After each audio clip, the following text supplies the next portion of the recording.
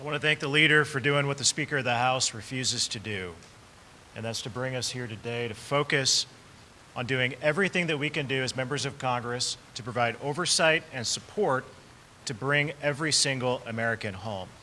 That's my question today. Where is Nancy Pelosi? Why isn't she here?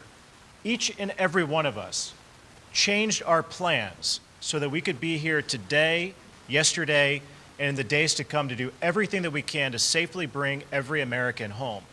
We just had a moment of silence on the floor of the House of Representatives for the 12 American heroes that we lost in Afghanistan. Not a single Democrat joined us on the floor of the House in that moment of silence. And that is a shame. But perhaps I shouldn't be surprised. This morning, the head of the Democrat National Committee sent out a press release claiming victory and saying that this president did what no other president could do, as if he's some kind of hero. The Democrats have politicized this, and it's absolutely shameful. This morning on the news shows, Admiral John Kirby, the spokesperson for the Pentagon, on Fox News said that there's somewhere above 100 Americans who are still in Afghanistan. That was on Fox News. Earlier in the morning on Morning Joe, he said a few hundred. Yesterday, General McKenzie said a few hundreds are left in Afghanistan. Secretary of State Anthony Blinken last night in his press conference said it's less than 200, but it's closer to 100. Earlier in the day, he said it was 250. The fact of the matter is that this administration still has no idea how many Americans they have left behind enemy lines in Afghanistan as they ended the evacuation mission. They ended the evacuation mission not because America decided to do so, but because this president, this commander-in-chief, kowtowed to the Taliban. He did what the Taliban told him to do, and he stopped evacuating Americans, leaving an estimated hundreds of Americans still in Afghanistan behind enemy lines. I served in Afghanistan in 2014 and 15. I served on the front lines of the effort to train, advise, and equip the Afghan Army. I'm a Navy Reserve logistics officer, and in Afghanistan I served in a foreign military sales role. Never did I think at that time or every day since that everything that I was a part of would fall, all of the equipment that we acquired to give the Afghans, the Afghan Army, the Afghan police, to fight against the Taliban, all of that equipment would be left behind and fall into the hands of the Taliban.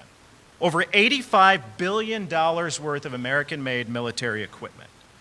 That includes 75,000 vehicles, 208 airplanes and helicopters, over 600,000 small arms and light weapons left behind to fall into the hands of the Taliban. The Taliban now has more Black Hawk helicopters than 85% of the countries in the world because of the negligence of this administration. But folks, it's not just weapons.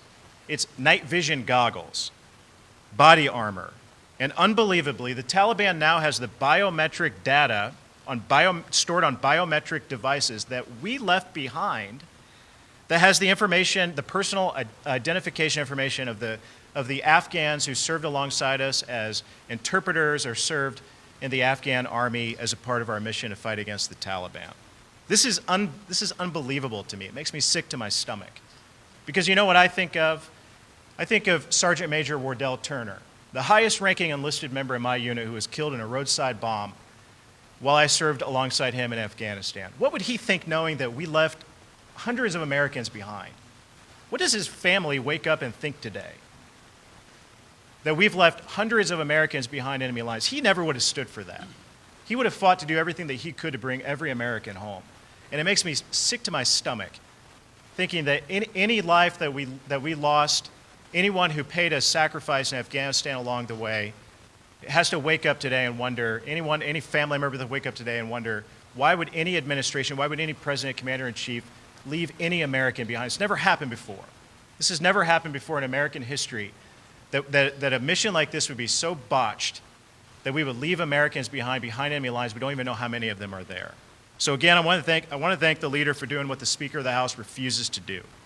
With that, I yield to a real American hero, someone who did pay enormous sacrifices in Afghanistan. Representative Crenshaw.